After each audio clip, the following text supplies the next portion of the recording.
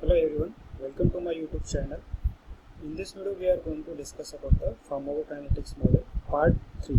Basically in this part we are going to discuss about the physiological model, paradistributed model and non-compartment model. Right. So I am Kamlesh Mali, assistant professor working at the Department of Pharmaceutics at R.C. Patel Institute of Pharmaceutical Education Research, Shirpur, Maharashtra.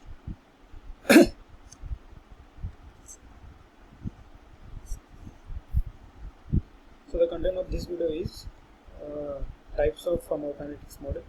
We already discussed in part 2, that is a compartment model, and now this is a part 3. In this we are going to discuss about the physiological models, paradistributed models and non-compartment models. So we know that there are basically three types of pharmacokinetics model. First one is the compartment model, which are the empirical model or imaginary model or hypothetical models. Physiological models, these are the more realistic models because they based on physiological and anatomical data or anatomical structure of body. Right. And third one is the distributed parameter model. These are also realistic model. Actually, this third category, that is the distributed parameter model, this is the advanced version of this physiological model, right? This is the advanced version of physiological model. So they are also realistic. They are more specific basically. So first one is a physiological model. Basically this physiological model is based on the anatomical and physiological data of body, right? So what these are the more realistic one, because why? Because they based on the data regarding the anatomical and physiological data of body. So they present more realistic picture of drug disposition in various organ and tissue. They give more realistic imaginary concept or imaginary picture to us. So what it make easy understanding. So we can easily imagine the drug dispositions process like absorption, distribution, metabolism, or elimination. So basically what in this model we have to put tissue in a particular group, right? Why we have to categorize tissue into particular group? If we not categorize tissue in a group, then for each tissue we get a different equations as in a compartment model, right? So as we get number of equations, so which make process or estimation difficult, right? So basically we have to put tissue in a group, right? So what it minimize the number of equations and it simplify the data. So what the tissue with a similar perfusion property are grouped in a single compartment, right? The tissue which having the same property, that is the same blood flow, same affinity toward the drug binding, that we have to put in a same group, right? So for example, here we can classify tissue into types. First is a rapidly equilibrated tissue, right? And second is a slowly equilibrated tissue. So first is a rapidly equilibrated tissue. Lungs, liver, brain, kidney are grouped in a rapidly equilibrated tissue. Why? Because they are having a large amount of blood flow, right? So as large amount of blood flow, so they get rapidly equilibrated. As drug movement is a fast one. But in case of muscle and adipose tissue, what happen in muscle and adipose tissue, the blood flow is very low or very less. So what the drug movement or is a very slow. So that's why they get equilibrated very slowly. The flow chart of the physiological model is like here: lung, heart, kidney. These are the highly perfused organ or tissue. Where tissue, tumor. These are the poorly perfused tissue, which having a less amount of blood flow. Basically, the physiological model categorized into two types. First one is a perfusion rate limited, and second is a diffusion rate limited. So, what is the difference between these two? First one is a perfusion rate limited. It is the most commonly used model, as we know that if blood flow is more, then the moment or distribution of drug between that compartment is also more, right? So which type of drug having a better or best candidate for this type of model? The drug which having a highly permeable, that is a highly lipophilic, low molecular weight, overly ionized or very less ionized, for example thiopentan or lidocaine. This type of drug is suitable for this model, right? In diffusion model, it is a more complex model as compared to the perfusion rate limited model. This model is best used for the drug which having a polar nature or hydrophilic nature. So molecular weight is a high one, right? The drug undergoes the ionization or they having a charge like cation or anion. And this type of drug which having a hydrophilic nature, high molecular weight or ionization of having a charge. So in that type of drug, the membrane act as a barrier for the diffusion, right? In this case, the membrane act as a barrier for the diffusion of that type of drug. So what are the advantage of physiological models? First one is having a mathematical treatment which is a simple and straightforward as compared to the compartment model. In compartment model, there is a number of equations and which are the more complex. But here, the mathematical equation is a simple and straightforward. Second, it is a realistic model, right? Because why? It is based on physiological and anatomical data, right? That's why it is a realistic. So the useful when or where the tissue drug concentration or binding is known. Third one is the data fitting is not required. Data fitting is not required in physiological model because the drug concentration in various organ can be predicted by the organ or tissue size or perfusion rate. Right? And here in compartment model there is a data fitting is required. Data fitting means what? If there is a 3 parameters, out of these 3 parameters, if we should know the 2 parameters, then and then we can find the third one, right? But this is not the case in the physiological model. The effect of disease condition on drug disposition can be easily predicted, right? With the help of physiological model, we can check out the effect of disease condition on the drug disposition. Drug disposition means the movement like absorption, distribution, metabolism or eliminations. Then the fifth one is this method is frequently used in animal because invasive method. It is an invasive method, right? So it used to collect the tissue sample.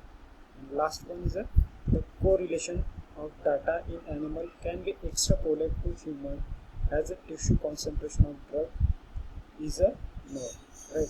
What basically the correlation between the human data and animal data is easy or it possible with the help of physiological model. What are the disadvantages of physiological model?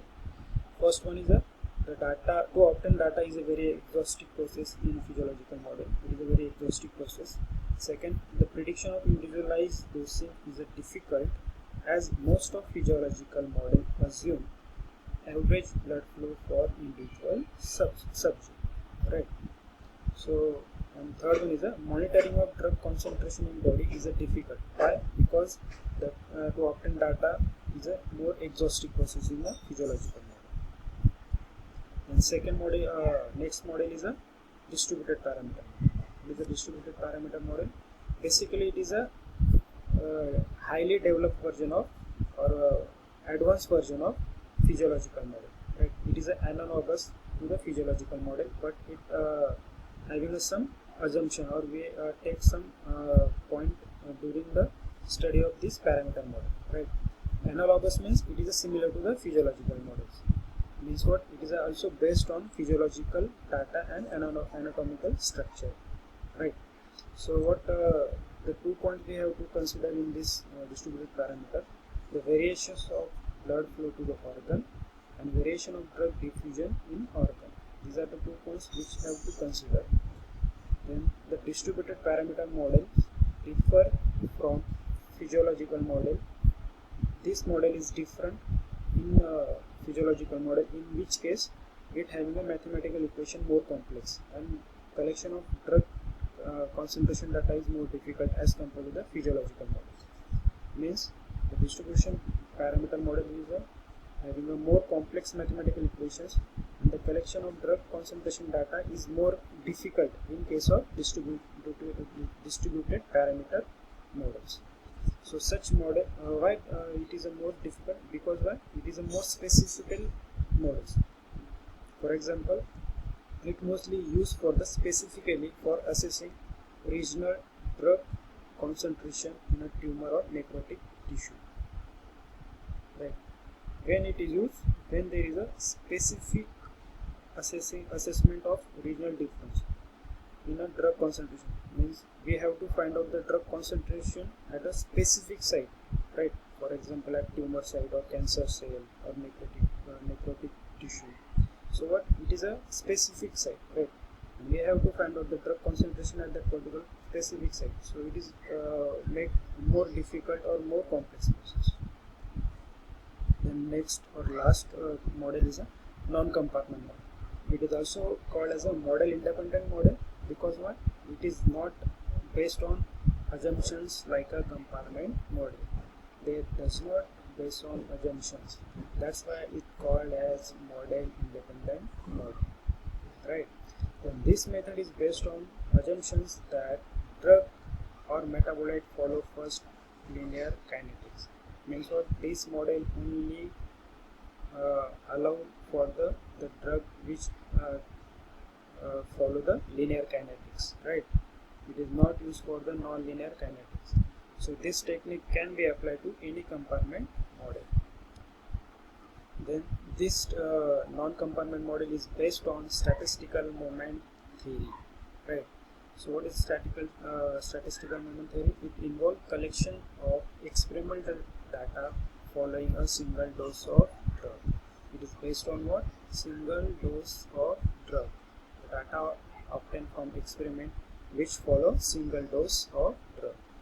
If one consider the time course of drug concentration in plasma as a statistical distribution curve, then we get like such a curve, right? Here we can see AUMC and AUC. What is the AUMC? It is the area under curve which follow the zero order moment, right? AUMC means area under the first order moment, means it is a first order moment. So what is the MRT? MRT is a ratio of AUMC divided by AUC, right? So mean residential time, AUMC means area under first moment curve, AUC means area under curve at a zero moment curve, right? And we can define the MRT means it is defined as average amount of time spent by drug in body before eliminating, right? Means average amount of time spent by drug in body before it eliminated. That is we call as a mean residential time, right? And AUMC or AUC can be calculated by the trapezoidal rule. Trapezoidal rule means what? We divide that area under curve into the vertical line. Then what is the application of this model? It widely used. It can find out the viability, clearance, apparent volume of distribution, and also the half-life rate of absorption. This parameter we can find out. What are the advantages of this method? The easy derivations by the simple algebraic equations. We can easily derive the equations by the simple algebraic equation. Means in short, this mathematical equation is a simple. Some mathematical treatment apply to most of any drug or metabolite which follow first order kinetics. The mathematical equation can be applied to the drug which follow the first order kinetics. Then the detailed disposition characteristic of drug not required in this case, right? Then what are the disadvantages?